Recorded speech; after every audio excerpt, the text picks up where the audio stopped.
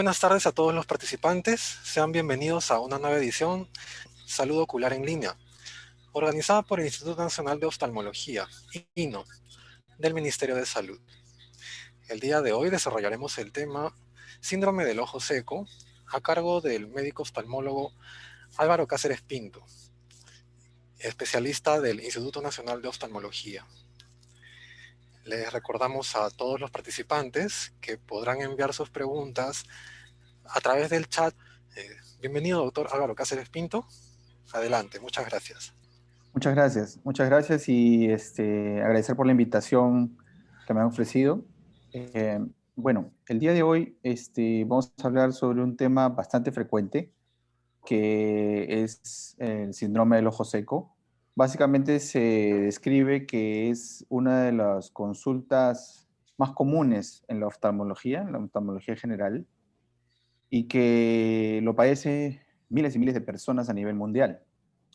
Entonces, para hablar un poco sobre el tratamiento básicamente lo he hecho básicamente debido a, o enfocado con los últimos reportes de tratamiento del ojo seco que hay, que es el último, que es el DIUS 2, que es un trabajo que ha sido de 150 especialistas a nivel mundial que se han reunido en talleres y que han evaluado el ojo seco desde la anatomía, fisiología, todas las enfermedades que puedan producir el ojo seco, el tratamiento de cada uno de ellos, como vamos a ver más adelante. Entonces, es bastante complejo. Y como le digo, este taller pues, ha durado aproximadamente 2 años en dar su veredicto final, ¿no? Al ser publicado. Entonces, es un trabajo de muchas personas y como ven, parece sencillo, pero no lo es, implica muchas variables. Entonces, para seguir y poder estar enfocados en lo que es la película lagrimal, primero tenemos que saber la anatomía de la lágrima, ¿no? La anatomía de la lágrima, como vemos acá en el izquierdo, en la foto de la izquierda, vemos que la película lagrimal tiene 3 capas.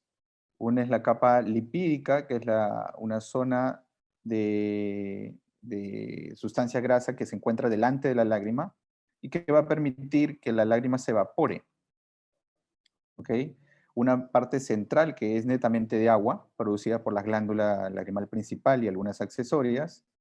Y la capa de mucina, que es esta de aquí amarillo, que es la capa que va a permitir que esta agua se adhiera al ojo y permanezca también ahí. Entonces, los tipos de ojo seco que vamos a ver más adelante va a determinar por qué capa está al, ¿sí? Por eso las diferentes variedades de tipo de ojo seco. Entonces, en la parte de la derecha vemos la capa lipídica otra vez, la capa acuosa, la capa de mucina, que está más pegada a la córnea. Dentro de la capa de mucina tenemos eh, estos enlaces que lo que hacen es unir la mucina a la lágrima, las microvellosidades, y el epitelio pues, corneal, donde reposa, se puede decir, la lágrima. La película lagrimal, vemos aquí unos datos, como por ejemplo en el lado izquierdo, la producción es 1.2 microlitros por minuto de lágrima, como le dije, a base principalmente de la glándula lagrimal, que da casi el 80-90% de la parte acuosa de la lágrima, y el resto es por las glándulas accesorias. ¿Qué componentes tiene la lágrima? La lágrima tiene agua, como ya hemos visto, en un 98.2%, tiene sodio, tiene cloro, bicarbonato, calcio, magnesio, zinc, glucosa, aminoácidos, urea, oxígeno, por supuesto, lisozima, que le va a ayudar a tener una protección a todo lo que son elementos bacterianos, virales, micóticos, lactoferrinas, que también ayudan a evitar infecciones, inmunoglobulinas de igual manera, y sustancias mucosas. Como ven, es justamente las lágrimas, los lubricantes oculares o lágrimas artificiales que los conocemos, van a tener casi el 90% de estos compuestos que tiene la lágrima. No se van a aparecer, por supuesto. Es difícil llegar a tener una lágrima muy parecida a la lágrima humana, pero tienen compuestos muy parecidos. Entonces, la principal función de la película lagrimal, vemos que tiene una parte óptica que mantiene la superficie ocular.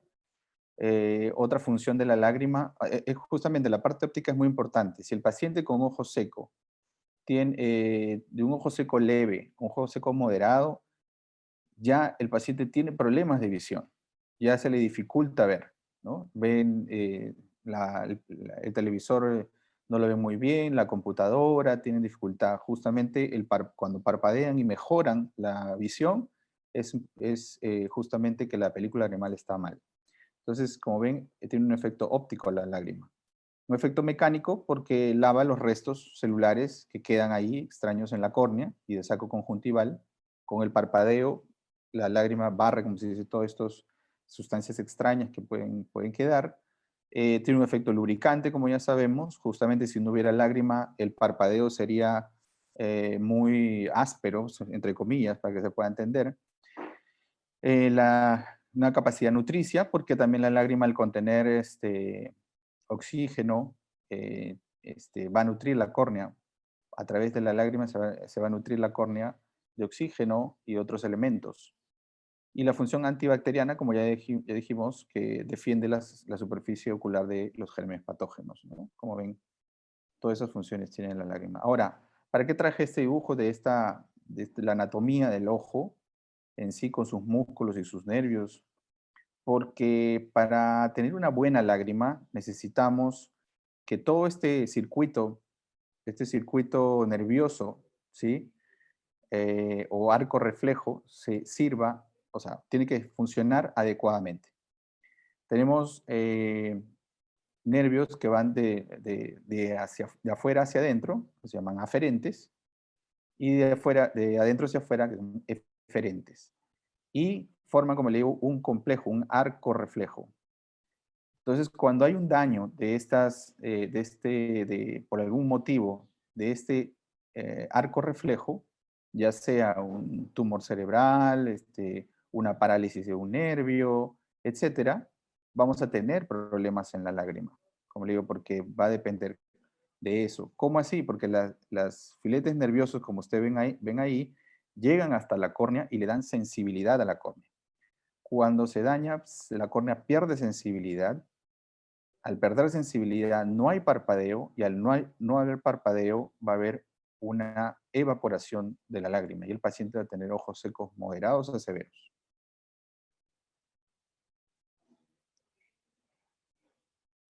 Entonces, esto es lo que le comentaba, este trabajo, este taller que se hizo es el DIUS-2, que reporta, como le digo, más o menos tiene como 10 capítulos aproximadamente y uno de ellos es solamente de terapia. Esto fue dado a conocer ya en el 2017.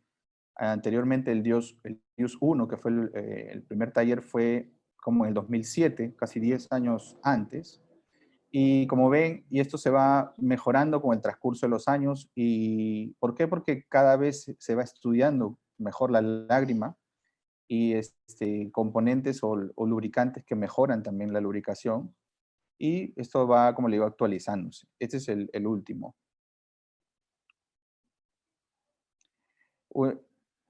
Este cuadro también es rescatado de este artículo, de este taller, y donde nos demuestra que hay tres tipos de ojo seco.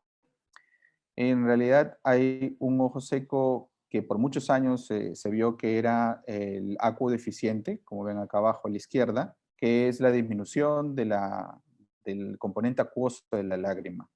Después, posteriormente, se vio que no solamente era falta de lágrima, sino que la calidad de la lágrima también era importante y que cuando faltaba esa capa lipídica de la lágrima se evaporaba. Entonces había un ojo seco evaporativo, como ven abajo a la derecha.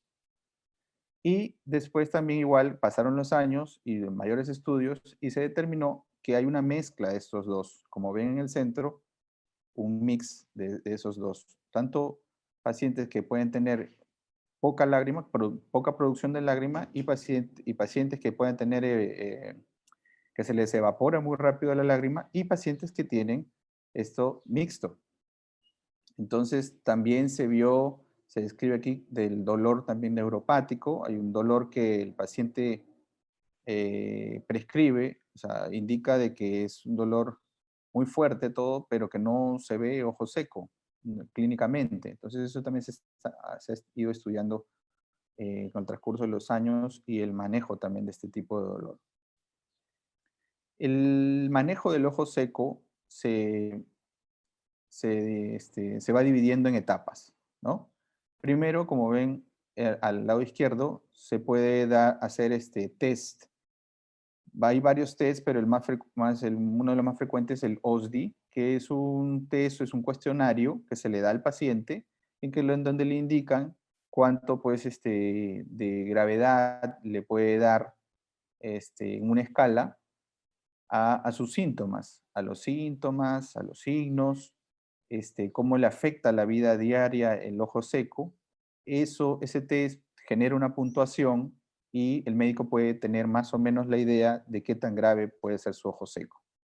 Hay que ver factores de riesgo, como ven en la columna verde, factores de riesgo que pueden generar, por ejemplo, más frecuente en mujeres, mayores de 50 años, o en personas jóvenes que usan mucho dispositivos electrónicos y que pueden estar horas de horas ahí y que pueden generar también ojo seco por evaporación. Entonces, hay que ver a todo el paciente en su integridad. Los test diagnósticos, como ven en la barra azul, que eso ya tiene que ver con instrumentos o máquinas que tiene el oftalmólogo para evaluar el ojo seco. También, aparte de tinciones propias que nos pueden indicar cuánto de ojo seco tiene el paciente.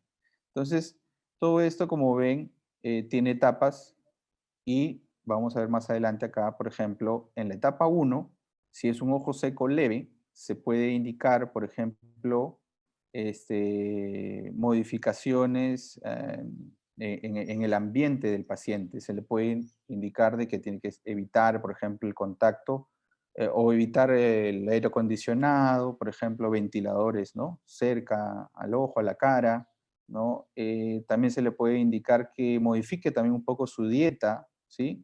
Incluyendo el suplemento de ácidos grasos, como por ejemplo los omegas, que ayudan a tener una mejor película lagrimal a través de mejoramiento de la capa lipídica. Se puede también eliminar o modificar medicación que tome el paciente. Seguramente ustedes han visto pacientes que tienen, por ejemplo, depresión o problemas psiquiátricos y consumen varios de estos medicamentos, diazepam, alprazolam, etcétera. Todo eso se han visto de que generan resequedad ocular, ¿no? Pacientes que sufren de rinitis alérgica y están constantemente tomando antihistamínicos, también generan problemas de resequedad. Pacientes hipertensos que por ahí están consumiendo hidroclorotiazida, ¿sí? Furosemida, también pueden tener problemas de ojo seco. Entonces, eso más colocar, como le dije, gotas lubricantes es el primer paso para este tipo de terapias. Si encontramos, como dice ahí, disfunción de las glándulas de mebomio, considerar suplementos que contengan, como le dije, como el omega. El higiene de los párpados es fundamental, las compresas también calientes son fundamentales para este tipo de terapias en el grado 1. En el grado 2, se debe ya procurar que los lubricantes sean ya sin preservantes, porque ya hay un daño de la superficie ocular y las gotas sin preservantes se han visto que primero son más amigables con la superficie ocular y pueden generar menos toxicidad. Hay limpiadores de pestañas que van contra un agente que se llama Demodex, que normalmente genera blefaritis, una infección pequeña en la base de las pestañas. Estas blefaritis por Demodex también, unidos a las rosáceas, pueden provocar ojo seco. Así que uno de los tratamientos, como le digo, si es que se ve este tipo de blefaritis, es el tratamiento con limpieza de los párpados. Existen, como le dije, de manera artesanal, se puede decir. Lo hacemos en el hospital, en el INO, con champú de bebé, agua caliente y hisopos. O también hay ya en el mercado limpiadores de pestañas ya con nombres comerciales. Entonces, otra cosa que se puede realizar es la oclusión de los puntos lagrimales, tapar el punto lagrimal inferior, que es el que desagua la mayor cantidad de lágrima. Eso va a ayudar también a que tenga mayor lágrimas ahí, y simplemente el paciente tiene que parpadear para lubricar mejor el ojo, ¿no? También puede usarse gafas húmedas, que le llaman Googles. Eso también, bueno, no he visto acá en el Perú que lo venden, pero en el extranjero sí. Algún tipo de tratamiento también. Después, la expresión de las glándulas de meibomio, también en esta etapa también son importantes. Y a través de terapia, simplemente con calor y masajes palpebrales, lo pueden hacer uno en su casa, o hay máquinas como el LipiFlow que puede producir un calentamiento también del párpado y mejorar, o sea, o exprimir el párpado para que salgan esta sustancia grasa acumulada en los párpados que provocan la resequedad. La luz pulsada, que también es muy parecido al LipiFlow, y la prescripción, pues, ¿no? Para el manejo del ojo seco, como por ejemplo corticoides, secretagos que producen más lágrima, tanto orales como tópicos, antibióticos para la blefaritis, ¿no? Como le digo, tratar básicamente lo que está causando la resequedad ocular. Inmunomoduladores como la ciclosporina, ¿sí? Medicamentos que han salido hace poco como el lifitigras y tetraciclinas de manera oral o tópica también. En el estadio 3, lo que sí ya se consideran pues los secretagogos orales, más adelante vamos a verlo. El suero autólogo, ¿sí? Se retira sangre del paciente, eso a través del laboratorio se centrifuga y a una concentración normalmente del 20% se le puede dar ya su suero del paciente. Estamos hablando de ojos secos severos, en que eso es lo único que les puede ayudar, ya las lágrimas no le ayudan, ¿sí? Y lentes también rígidos esclerales para protección de la córnea. En el estadio 4, pues los corticoides, ¿no? De la erudación, membranas amnióticas, porque ya estamos hablando de ojos secos severos, oclusiones también quirúrgicas del punto lagrimal, o cerrarle el párpado, como la tarsorrafia, o trasplantes de glándulas salivales que se pueden realizar y se pueden colocar en el espesor de los párpados para que pueda producir mayor lágrimas. Entonces, en esto lo que es formulaciones, vamos a hablar un poquito de lo que son las lágrimas. Es todo un tema también, vamos a pasarlo rápidamente. La idea de esta charla no es que quedarme hablando de cada presentación. Básicamente la idea es de que sepan de todo el abanico que hay de posibilidades, ¿sí? Entonces, en las formulaciones de lágrimas vamos a ver que hay diferencias entre una lágrima artificial y otra. Las diferencias básicamente van a ser en el pH, en la osmolaridad de la lágrima, en la viscosidad. Y la semejanza, básicamente, que todas tienen un componente acuoso, ¿no? De base acuosa. Entonces, aquí, como ven, vamos a primero hablar sobre el concepto de hiperosmolaridad. ¿Qué es lo que pasa cuando acá vemos que hay gente que es personal de salud y más o menos conoce esto, lo que es la secreción y la evaporación, ¿no? Si la secreción y la evaporación están en equilibrio, ¿sí? Entonces, ¿qué es lo que va a pasar con las células epiteliales? Van a estar normales, porque hay un equilibrio entre lo que se secreta, en lo que se secreta y en lo que se evapora, ¿sí? Pero, ¿qué pasa cuando hay ojo seco? Cuando hay ojo seco, hay un aumento de la evaporación y puede haber una disminución en la secreción. Puede haber cualquiera de las dos. Entonces ya se rompe ese equilibrio Y como ven, los solutos que hay en la lágrima, que son de color rojo, van a aumentar y esos solutos generan una hiperosmolaridad en la lágrima. Al aumentar la osmolaridad en la lágrima, lo que produce una destrucción de la célula epitelial corneal.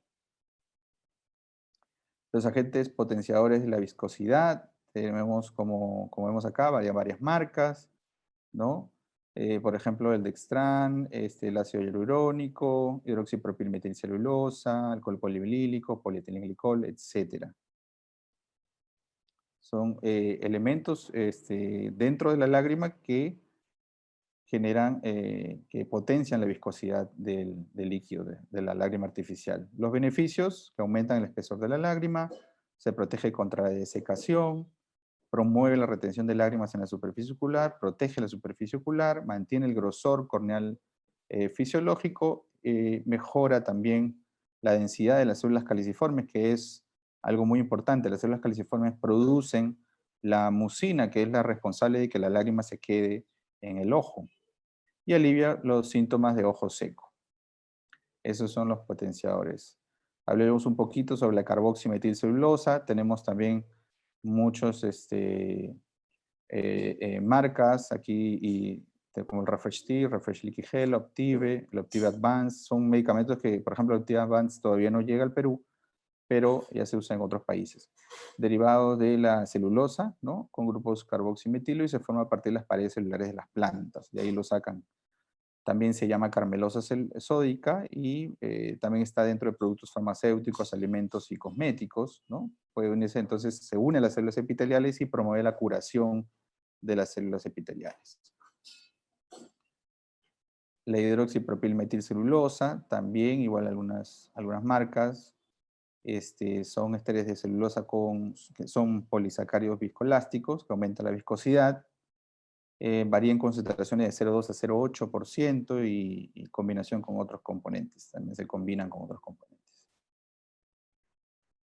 Después el ácido hialurónico. El ácido hialurónico se ha descrito como uno de los, o por lo menos es la lágrima que está ahí de moda, por sus efectos en unirse a las células de la superficie ocular y mejorar la curación de heridas. Tenemos también igual de varias marcas. Y también se encuentra, por ejemplo, el ácido hialurónico en el cartílago articular también, ¿no? En las articulaciones, en el líquido sinovial, en el humor vítreo también, el humor acuoso, hay cantidad de ácido hialurónico. Y tiene disminución de la viscosidad con el parpadeo. Eso también es importante porque a veces a menores concentraciones de ácido hialurónico el efecto que tiene es menor, por eso que se debe dar más seguido. ¿Sí? Entonces, y tenemos sin preservantes y con conservantes, ¿no? Y entonces hay combinaciones, por ejemplo en Estados Unidos hay el Optive Fusion, hay combinaciones y hay artículos referente a eso en estudios de animales con buenos resultados. Entonces ya cuando venían las lágrimas artificiales solamente venían con un solo componente, como le digo, ahora están combinándolos y para tener el beneficio de una lágrima con el beneficio de la otra. Por ejemplo, en este caso, el polietilenglicol, el polipropilenglicol, tiene también un polímero de mayor peso molecular, mayor viscosidad, tiene buenas propiedades surfactantes, o sea, de que se pega a la superficie del ojo, disminuye la tensión superficial y se adhiere, como les digo, tiene buena adhesión a las mucosas oculares. La hidroxipropilguar, lo mismo, tiene una buena capacidad, aumenta el grosor de la capa mucosa y reduce la inflamación y protege la superficie ocular. Combinaciones también, como vemos, de hialuronato con el HP-WAR, también en medicamentos que todavía no vienen al Perú, más adelante imagino que lo habrá. La hidroxipropilmetilcelulosa también, en un tiempo en Estados Unidos había una lágrima que era como una especie de barrita y se colocaba en el fondo de saco inferior y duraba 12 horas, ¿no?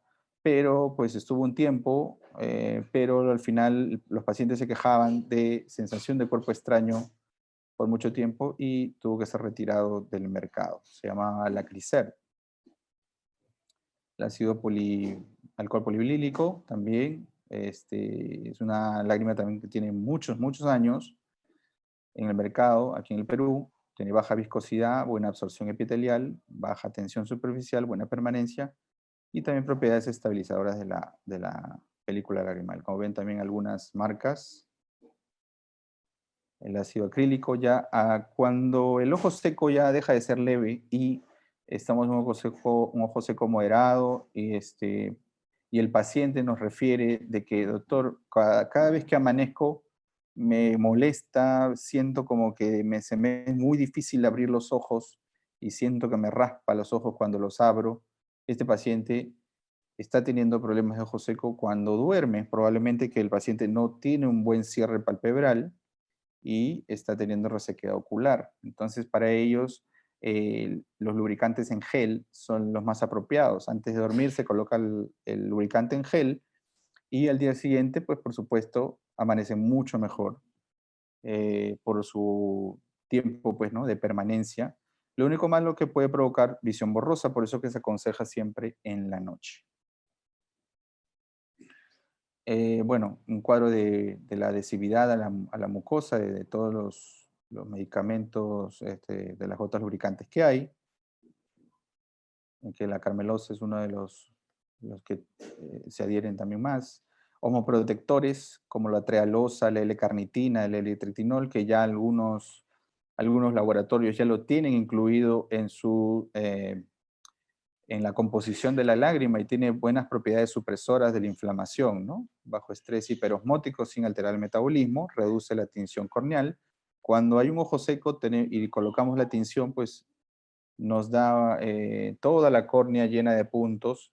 Eso nos indica pues que hay unas microinflamaciones en la superficie de la córnea. Eso lo reduce estos osmoprotectores, disminuye lógicamente la muerte celular programada de estas células, la apoptosis, disminuye las citoquinas que son producidas en la inflamación y ayuda al aumento de las células caliciformes, ¿no?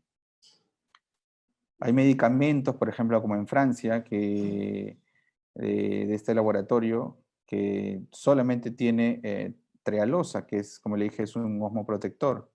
Y pues tiene la capacidad, pues dice tiene la amidrobiosis, es la capacidad de las plantas y los animales para resistir periodos prolongados de secación. Y tiene la capacidad de retención de agua, ¿no? Y tiene las propiedades duales de bioprotección y osmoprotección. Esto sirvió para que la trealosa sirva para que esté más tiempo en el ojo y que pueda producir un efecto beneficioso. Entonces protege las células corneales contra el daño oxidativo inducidos por los rayos ultravioleta, acelerando la curación corneal, y también ayuda a restablecer el equilibrio osmótico de la superficie, ¿no? Conservantes. Lo que ya sabemos de los conservantes en la lágrima es que destruyen e inhiben el crecimiento de microorganismos, ¿no? Garantizando la esterilidad del uso. O sea, en otras palabras, el conservante es bueno. Es bueno en las lágrimas para que lo mantenga por mucho tiempo, ¿sí? Cuando no se usa medicamentos con conservantes, este medicamento se tiene que usar una vez abierto, solo puede durar 24 horas, ¿sí? Pero, como le vuelvo a repetir, si tiene conservantes puede durar, como le digo, más. Pero los conservantes, si es que se utilizan por mucho tiempo, sí pueden provocar daños en la superficie ocular. Entonces, uno de ellos era el cloruro de benzalconio.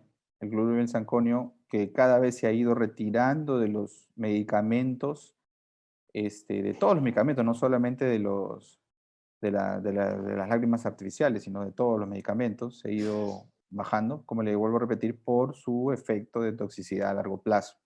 Y se están inclinando a las gotas sin preservantes.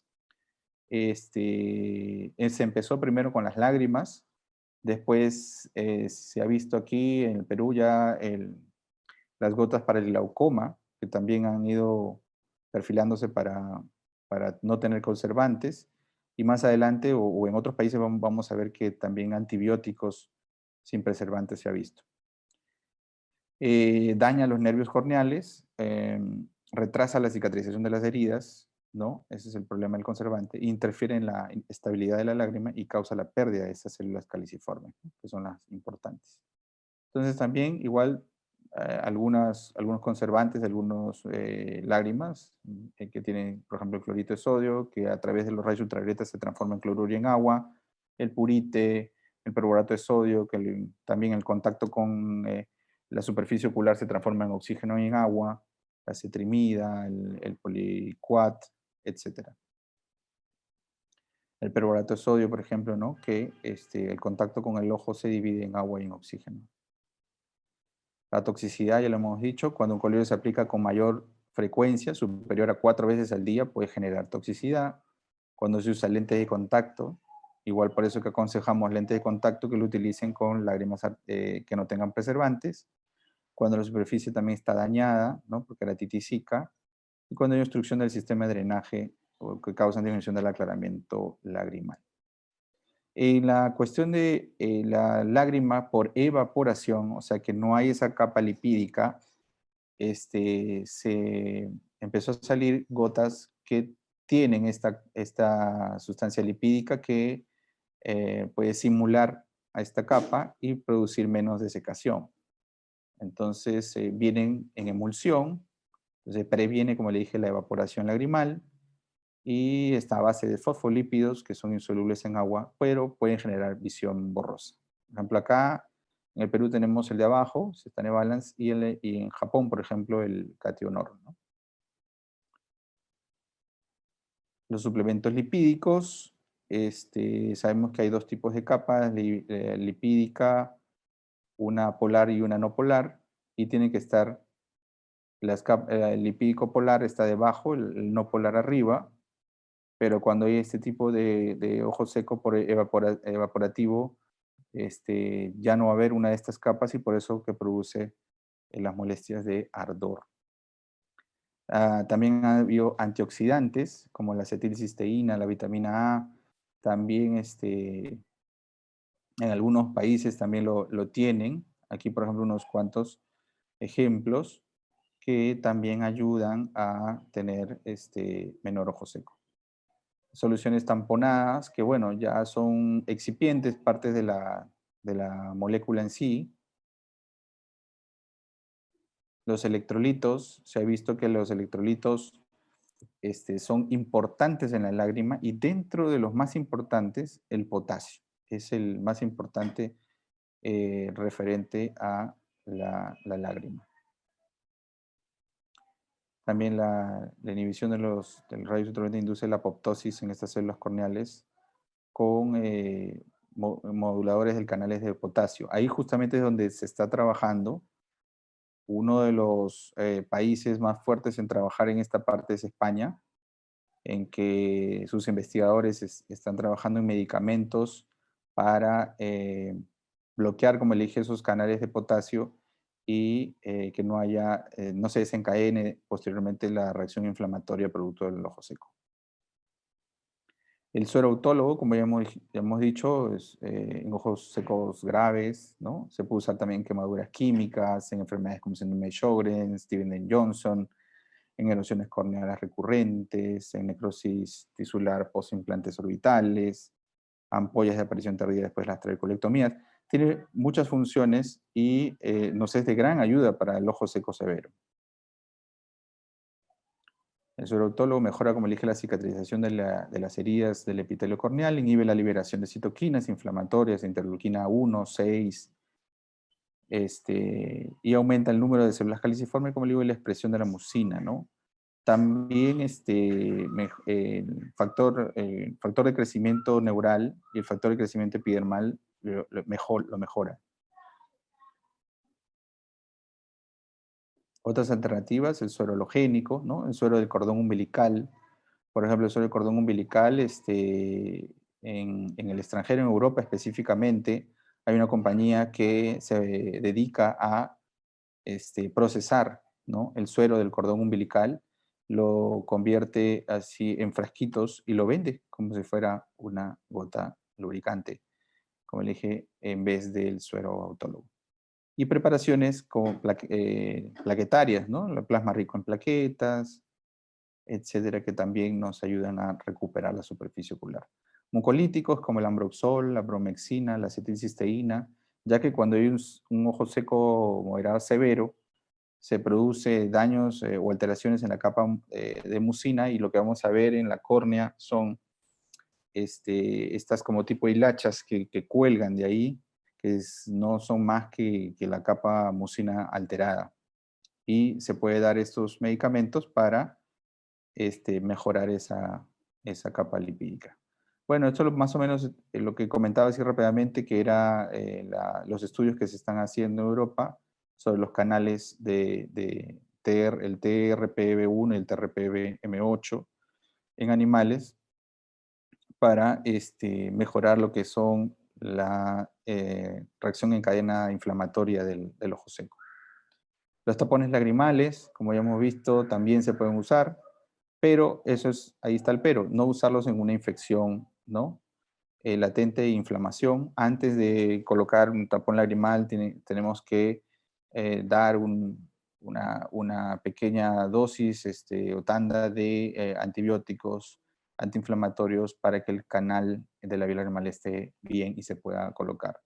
Ahora, ¿qué pasa si uno lo coloca? Pues vamos a tener con infección, vamos a tener pues canaliculitis, vamos a tener que sacar el tapón lagrimal y puede complicarse el paciente en sus vías lagrimales. Entonces, hacerlo con precaución. Los secretagogos de diferentes marcas, como le digo, el Mucosta, el micofenolato, el Licuazol, que son medicamentos que producen lágrimas, no solamente lágrimas, puede producir, o sea, aumentan lo que son las secreciones en el cuerpo, ¿sí? Y una de ellas es la lágrima. El paciente puede hasta sudar un poco más, ¿no? Todo lo que son secreciones. La estimulación lipídica, también hay estudios sobre la testosterona tópica, factores de crecimiento similar a la insulina, que pueden ayudar a mejorar esta capa lipídica. Secretagogos orales, como el Salagen es básicamente la pilocarpina, a 5 miligramos, que se toma el paciente 1 o 2 veces al día, hasta 3 veces al día, y puede generar mayor lubricación, o la cevimelide, que también produce lo mismo, secretagogos orales. Hace unos años también se creó los neuroestimuladores nasales, que básicamente se dieron cuenta que como hay un test que nosotros hacemos para el ojo seco, que es el test de Schimmer, y el test de Schimmer 2 se estimula la fosa nasal para que se produzca más lágrima. Entonces ellos se dieron cuenta de que produciendo un vibrador, porque esto genera una vibración muy constante en la fosa nasal, y puede producir más lágrima, ¿no? Cada vez que el paciente sienta resequedad, lo coloca en la nariz y lo presiona. Funciona a baterías y le genera mayor sequedad, mayor lubricación. Bueno, la limpieza palpebral, como le dije, se puede hacer con los champús o con elementos directos a las pestañas.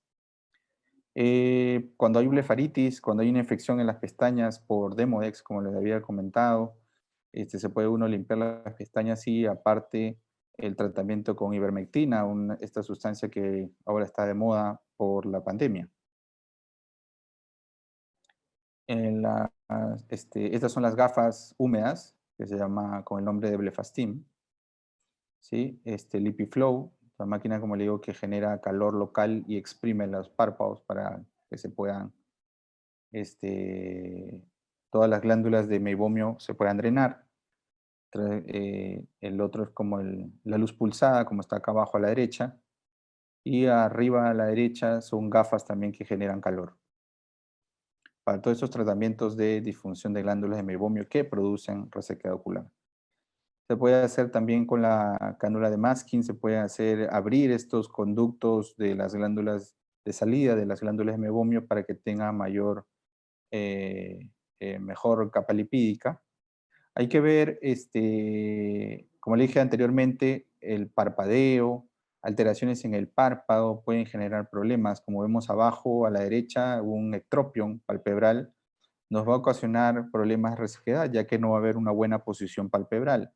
Y como abajo a la izquierda tenemos un entropion palpebral, también igual las pestañas chocan en la parte de abajo y generan también mal posición. Entonces estos pacientes tienen que ser derivados primero a algún oculoplástico para poder tratar los párpados y después ya ver lo que es la lubricación. Uno de los tratamientos, se puede decir un poco más agresivos del ojo seco es arriba a la derecha una tarsorrafia, es cerrar los párpados cuando tenemos pues ya úlceras en la córnea productos de un ojo secos graves. Los lentes de contacto que han ido apareciendo cada vez mejor con mayores pasos de oxígeno.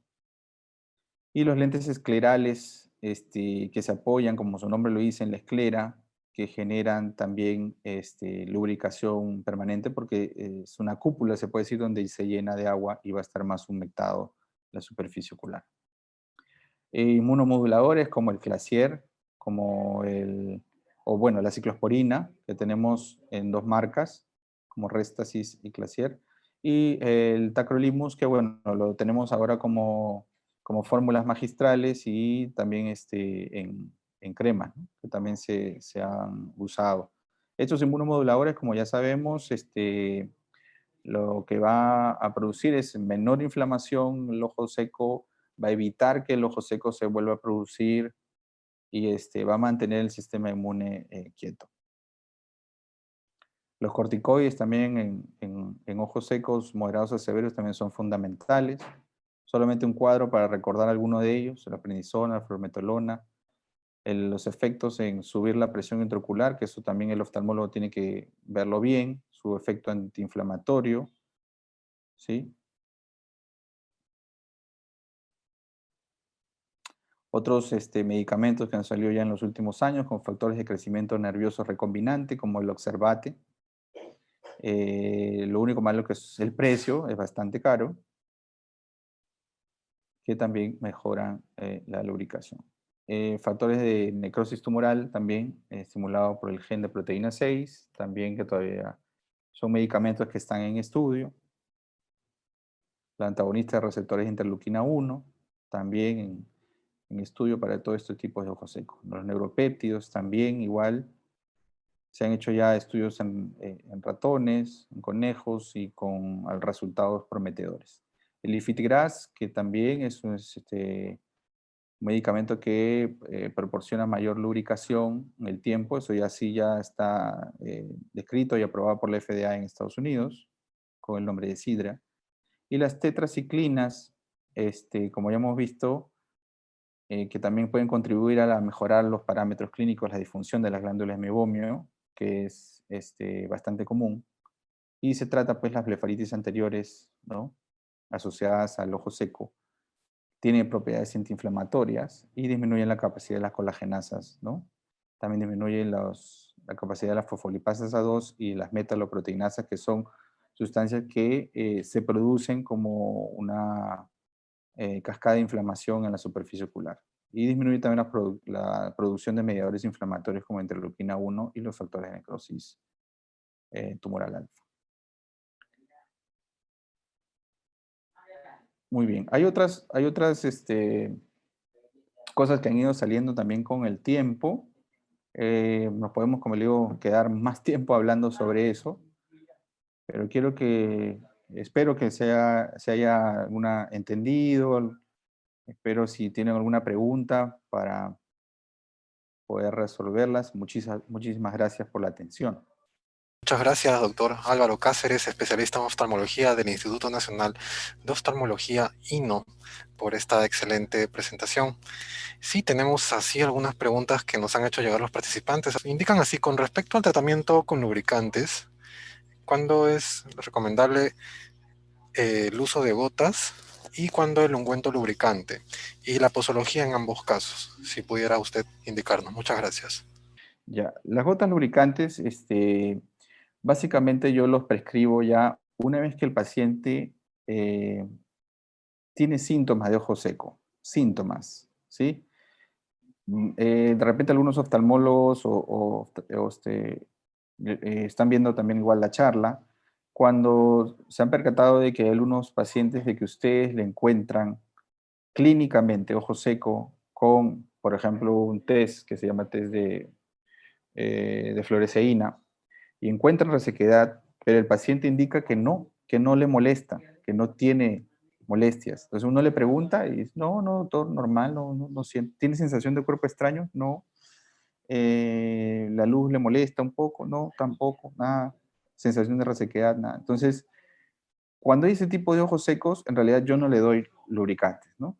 Básicamente le doy cuando ya tiene sintomatología, ¿sí? Porque a veces esos ojos secos, la frecuencia de parpadeo es importante. Es muy probable que estos pacientes parpadeen adecuadamente, a pesar de que están en la lab, en la computadora o mirando la televisión, su parpadeo es adecuado. Entonces, tienen ojo seco muy leve, pero lo compensan con el parpadeo. Entonces, ellos no necesitan gotas lubricantes. Pero ya cuando hay problemas ya de, sí, doctor, siento resequedad, siento que el ojo rojo, etcétera, ahí podemos empezar. Y como les dije al inicio, empezamos con primero hay que determinar en el examen qué tipo de ojo seco tiene. ¿Es por falta de agua, por falta de, ¿no?, producción acuosa? ¿O es porque se evapora la lágrima? ¿O es que es mixto? Entonces, dependiendo ya lo que el oftalmólogo indique, el oftalmólogo vea qué cosa es lo que está mal, qué tipo de capa lipídica, se da el tratamiento adecuado, ¿sí? Como le digo, hay gotas, porque ¿qué pasa? Lo más frecuente, le dan cualquier tipo de gota, ¿sí? Y entonces viene el paciente nuevamente a la consulta y dice, doctor, no he mejorado con la gota que me ha dado. Es porque, como le digo, no hemos visto la fisiopatología, lo que está generando ese malestar, ¿no? Y referente a los geles, los geles lo doy también igual siempre y cuando vea un ojo seco moderado y que tiene pues los síntomas en la noche, prácticamente en el día, cuando amanece, ¿no? Ahí les doy los geles lubricantes y que van muy bien también. Y durante el día les doy unos lubricantes más, se puede decir, más pesados. Hay que acordarse que hay porcentajes, por ejemplo, hay la carboximetilcelulosa al 0,5% y hay la carboximetilcelulosa al 1%. Entonces va a haber, al 1% es mucho más espeso, va a estar más tiempo en el ojo. Entonces, dependiendo del tipo de ojo seco, yo decido cuál darle, el suave o el más espeso, ¿no? Entonces, más o menos ahí uno se va orientando. En el caso de realizarse una cirugía de reducción de miopía, esto puede generar en el síndrome de ojo seco. ¿Qué riesgo existe? O si con el tiempo esto se va a manifestar. Muchas gracias. Buena pregunta. La cirugía refractiva, cualquier tipo de cirugía refractiva, cirugía LASIK, PRK, Fentolásic, va a generar algún grado de resequedad ocular. Pero se ha visto que este ojo seco que se puede producir por la cirugía refractiva es temporal. Es temporal. Puede durar aproximadamente entre 3 a 6 meses. ¿Sí? Por eso que dejamos gotitas lubricantes a este tipo de pacientes, casi por esa cantidad de tiempo, ¿no? Ahora, a veces cuando hacen la cirugía el médico no se percata si el paciente en realidad ya tiene un ojo seco previo y cuánto tiene y tiene que evaluarlo básicamente, porque si él no se percata que tiene un ojo seco moderado o severo, con la cirugía, como le digo, puede empeorar, ¿no? Entonces, o de repente decirle al paciente, usted no es candidata por tal motivo, o de repente usted es candidato para esa cirugía, pero hay que llevar un tratamiento adecuado. Primero, hay que bajar la inflamación, mejorar la superficie ocular con lubricante y después, en un tiempo, se puede operar. Entonces, sí es importante que todos estos pacientes que se van a someter a cirugía refractiva sean bien evaluados en la parte de la película lagrimal.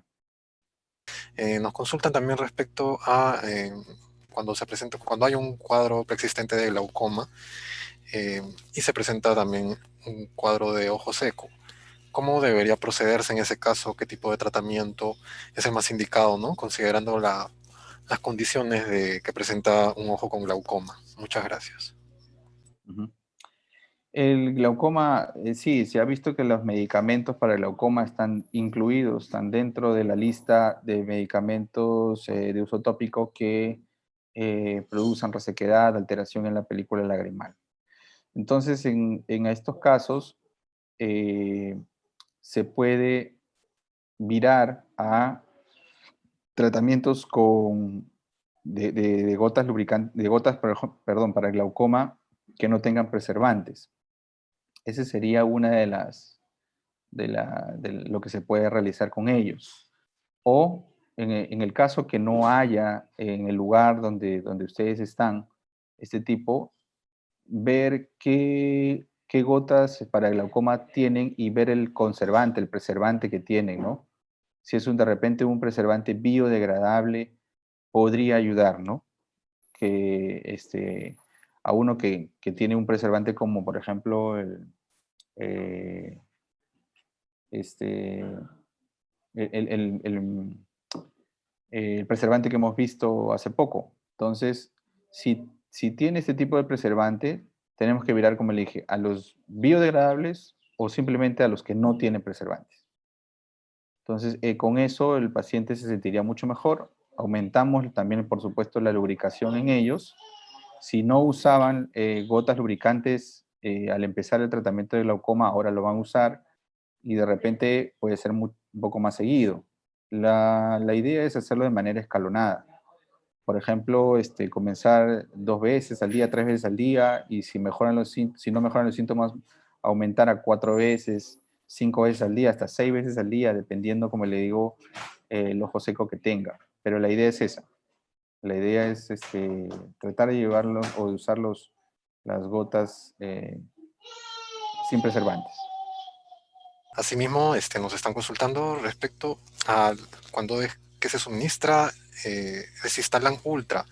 En estos casos, ¿por cuánto tiempo es recomendable su uso? Muchas gracias, doctor. Bueno, específicamente de esta marca, el Cistalan Ultra, dependiendo, va a depender del grado de ojo seco que tenga, ¿no? A veces yo les digo a los pacientes que no siempre van a estar, porque esa es una pregunta típica, ¿no? También del paciente, ya se diagnostica ojo seco y se le da la gotita. Entonces, doctor, ¿voy a usar el tratamiento toda la vida? Se preocupan porque van a usarlo toda la vida, ¿no? Entonces, ahí es donde vienen lo que es los cambios en el ambiente y los cambios nutricionales. Yo les digo que lo van a utilizar por unos meses, pueden usarlo entre 2 a 3 meses. Y si ellos hacen esos cambios nutricionales y cambios en el ambiente, pueden mejorar y dejar de usar la gota lubricante. Como vuelvo a repetir, los cambios en la nutrición es llevar una comida sana, saludable, mediterránea y aparte los omegas, ¿no? Los omegas, como ácidos grasos, están en la carne, pues, del pescado, ¿no? El salmón, el atún, la chía, por ejemplo, también tiene omegas. Los aceites estos que se colocan para las ensaladas, que también tienen omega. Entonces, ahí podemos mejorar esa parte sin usar, ¿no? Lo otro es,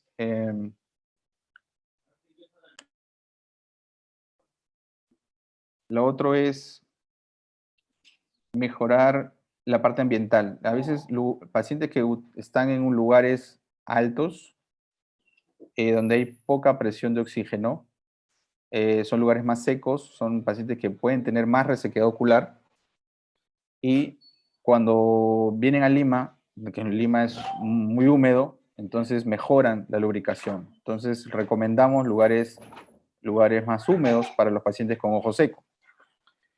¿Sí? Entonces, a veces mejorando eso, ya el paciente deja de usar las gotas lubricantes, ¿no? Pero yo creo que mínimo el paciente debe usarlo por 3 meses.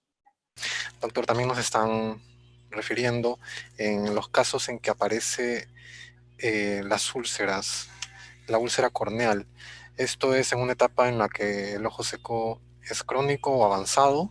¿En qué etapa se presentaría y cuáles son los síntomas para reconocer esta dolencia? Muchas gracias. Las úlceras en la córnea se dan básicamente en los casos graves de ojo seco. Casos graves de ojo seco tenemos pacientes con enfermedades inmunes a la cabeza, por ejemplo, la artritis reumatoidea. Una artritis reumatoidea no bien controlada va a presentar resequedad severa, puede llegar a la perforación. Entonces, otros tipos de, por ejemplo, el lupus, todas las enfermedades autoinmunes pueden generar problemas de resequedad importante, ¿no? Enfermedades como el síndrome Steven-Johnson eh, eh, pueden generar también resequedad ocular importante. Entonces, son grados severos ya y que, ¿cómo lo podemos reconocer? Básicamente, el ojo se pone muy rojo, hay dolor, ardor, lagrimeo, fotofobia, la luz del sol o cualquier tipo de luz le molesta, empieza a ver el lagrimeo profuso, la visión se torna bastante borrosa, le baja la visión. Entonces, esos son los síntomas que nos indica de que puede tener un daño importante en la córnea producto del ojo seco. Asimismo, doctor, respecto a ese enfoque, ¿cuándo es que podemos sospechar que el ojo seco puede deberse a otro tipo de enfermedad o a una enfermedad sistémica? Muchas gracias, doctor.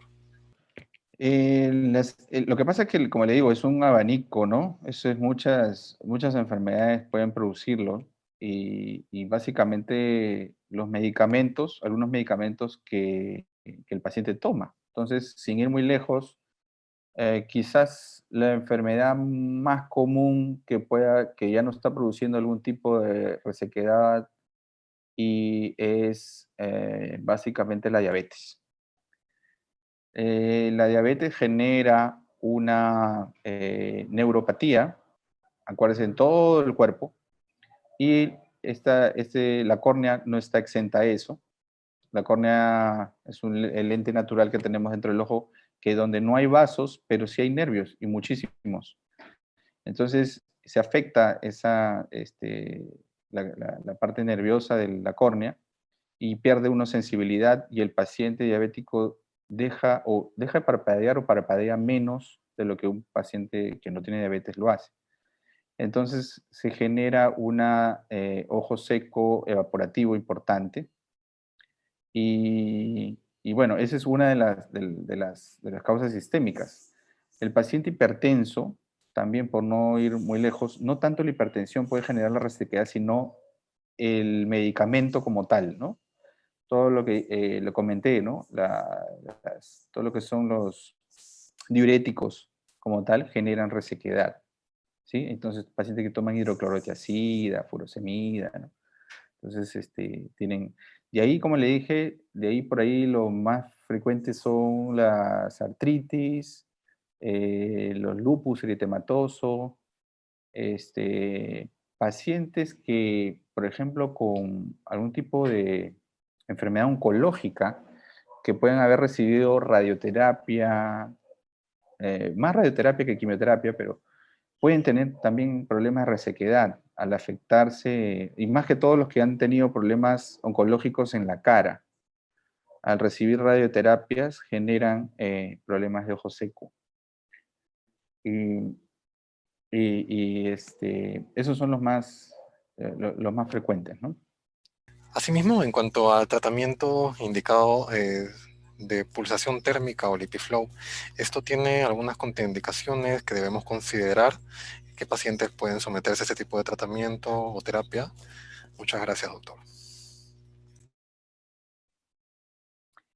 En los pacientes que se someten al LipiFlow o al IPL, son pacientes que de enfermedad de fondo o lo que produce el ojo seco son la disfunción de las glándulas de meibomio. Son unas glándulas que están en el espesor del párpado, tenemos alrededor de 18 glándulas, tanto en el párpado superior y 18 glándulas en la parte inferior, aproximadamente. Y estas glándulas botan, como le dije, una grasita, ¿sí? A la base de la pestaña y luego también a la lágrima. Y por algunas circunstancias se bloquean, se obstruyen. Y al obstruirse, como le digo, hace que no tenga esa capa lipídica que tenga la lágrima y por lo tanto la lágrima se evapora. Uno de los pacientes, de las pacientes que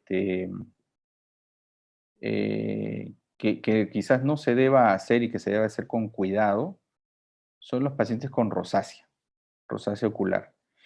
¿Por qué con cuidado? No, no quiere decir que no lo se pueda hacer, sí, sí se puede hacer, pero acuérdense que la rosácea genera, el paciente no puede darle calor en la cara porque si no se enciende, ¿sí? Entonces, esto produce calor local, calor solamente en los párpados y los exprime. ¿Qué pasa? Que el calor, ¿qué va a hacer? Diluir la grasa. Y al diluir la grasa, luego viene exprimir la grasa. El mismo aparato exprime el párpado y hace y bota esa secreción obstruida, ¿no? Entonces, eso se da, como le digo, en todos los pacientes que tengan disfunción de glándulas. Uno, y lo más frecuente, son los que tienen problemas dermatológicos como la rosácea. Como le digo, hay que tener cuidado porque si uno excede mucho calor, entonces sería contraproducente porque les encendería la parte de las mejillas y la frente, ¿no? Pero eso es lo que hay que hacer. Entonces el paciente mejora. Estos pacientes, lo único malo pues que necesitan muchas terapias para el IpiFlow, el IPL. Tienen que ir, por ejemplo, una vez al mes, por 6 meses y ya ven resultados desde el tercer mes, ¿sí? Lo que pasa es que puede volver de un tiempo, pueden volverle a obstruir, así que tienen que estar en constante monitoreo por el oftalmólogo. En el caso de un paciente que presenta escleritis aguda con daño de córneas y también eh, presenta los síntomas de ojo seco, ¿cuál podría ser el tratamiento más indicado para abordar su caso? Muchas gracias, doctor.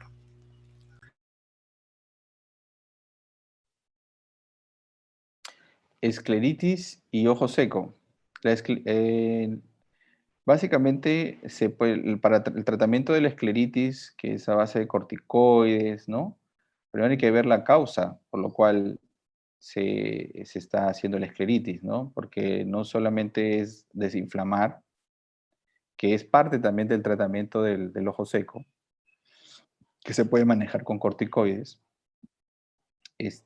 sino que hay que ver el fondo, cuál es el motivo de esa escleritis. Eso el especialista en uvea eh, va investigando cuál es eh, el gatillo por lo cual se produce la escleritis. Pero los dos pueden estar juntos, sí.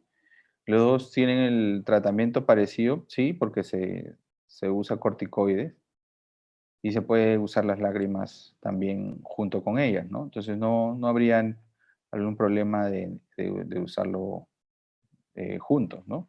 No hay problema. Ahora, hablando de eso, me hace recordar de que el tratamiento lo hacemos a base de corticoides. Por ahí una pregunta se podría salir, y doctor, ¿y por qué no usamos AINES, antiinflamatorios no esteroideos en gotas? Que también hay, estamos con el diclofenaco, ¿no? Nepafenaco, bronfenaco.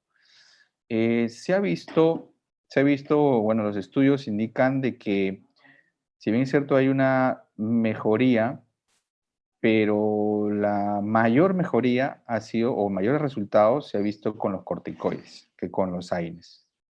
¿Sí? Es definitivamente. Aparte, el AINE en un paciente con ojo seco moderado severo, que ya tiene alteración en la superficie de la córnea, podría provocar también más, más problemas en la superficie. Cuando ya se utiliza por mucho tiempo, el crónico produce ya un poco de toxicidad.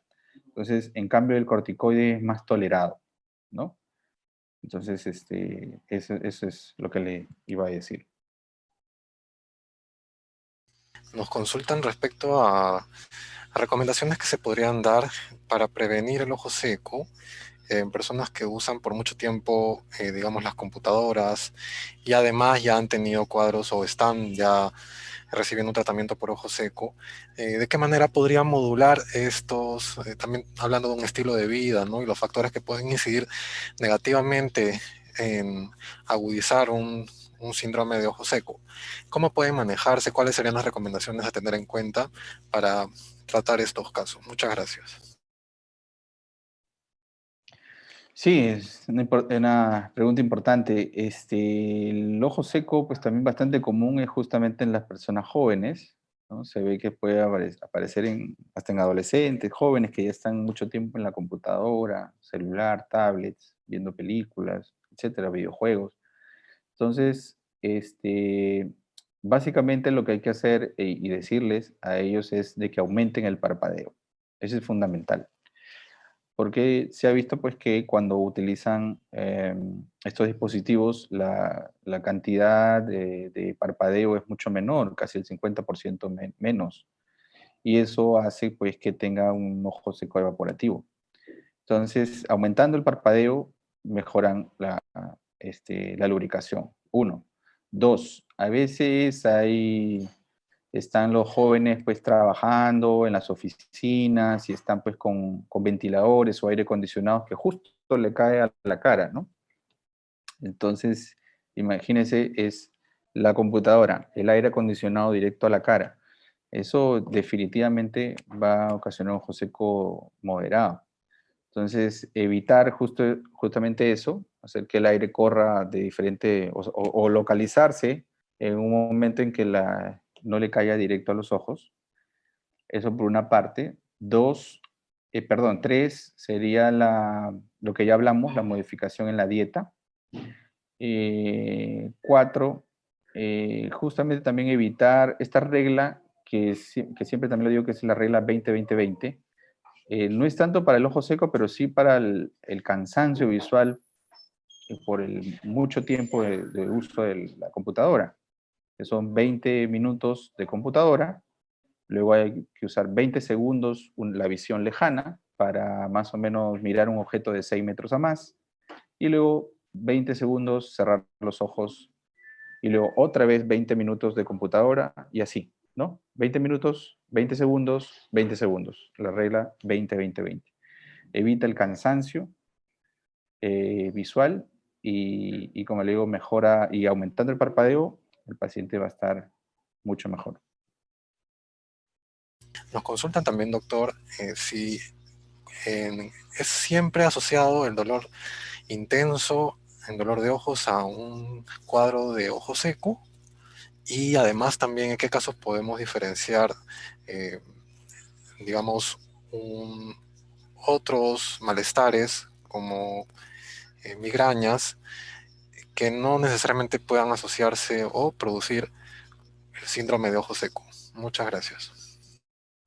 Claro, hay un dolor, el dolor eso justamente se describió en los talleres que expliqué, el taller de DIUS 2, que es el dolor neuropático.